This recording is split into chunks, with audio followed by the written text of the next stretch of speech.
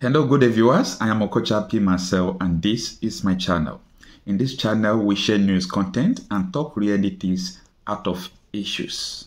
Welcome to the news for the moment. Comments which Professor Soyinka described as fascistic. I mean, do you see that as part of the demonization of Mr. Obi and his running mate, as some have suggested, or do you agree that Dati Baba Ahmed went, or rather overstepped the bounds, and Professor Soyinka was in that regard justified to call him to order? I mean, I know you hold, or at least you have held, Mr. Soyinka in high esteem.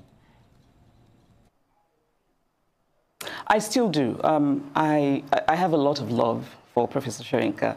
I admire him. I respect him as a thinker, as a writer. I think everyone should read The Man Died. And Ake, his memoir, is beautiful, right? But at the same time, I disagree very strongly with him about this particular issue. And actually, because I respect Professor Soyinka so much, I went back and watched the interview. I had watched it when it aired initially, but I went back and watched it because I thought, am I missing something?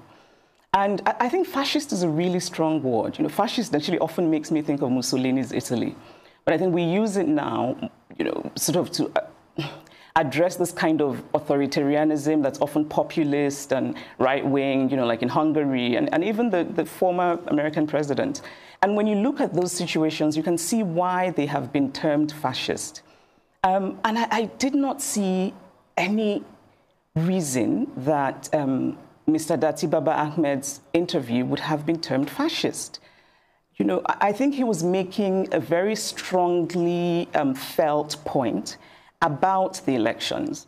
What he was saying, which again I thought seemed fairly reasonable, is that if our democracy is rooted in our constitution, and you then swear in a person who's been elected unconstitutionally, then you are in fact ending democracy. I think it's quite a reasonable position. Of course, we can argue about what that bit in the constitution means, right? And I'm actually grateful for this whole election period because it's made me read things I probably never would have, such as the Nigerian constitution, and also made me have quite a few suggestions for editing. But anyway, I think now we're talking about what does "and" mean, right? So Mr. Dati Baba Ahmed is saying that it's, you know, 2/3 and the FCT, and that's separate. And it's a reasonable argument. You know, "and" is a conjunction. We use it in that context often to mean plural, right? So we say Aisha and Yemi are coming. And we don't say Aisha and Yemi is coming. That's because they're two separate things, two separate entities.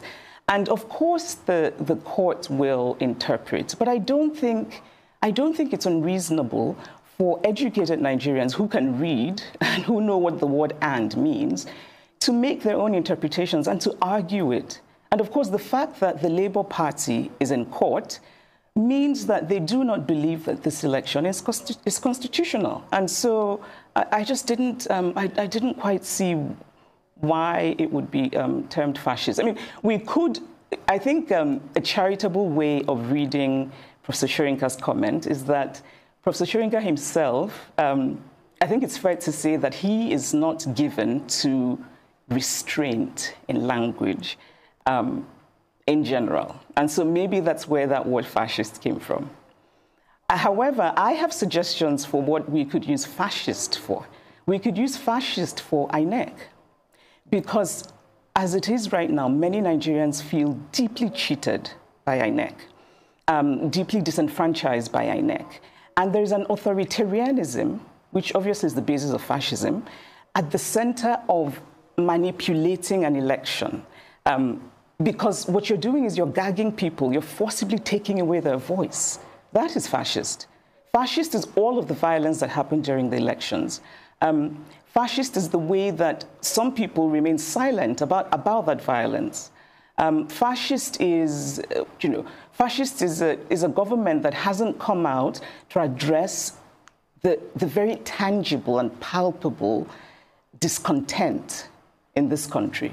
You know, I think that, and when I say that we can use fascist for INEC, what I mean is the fact that, you know, so many of us, including myself, are convinced that this was not in any way technological glitch. I think that Professor Yakubu had an opportunity for heroism, and I think he wasted it spectacularly.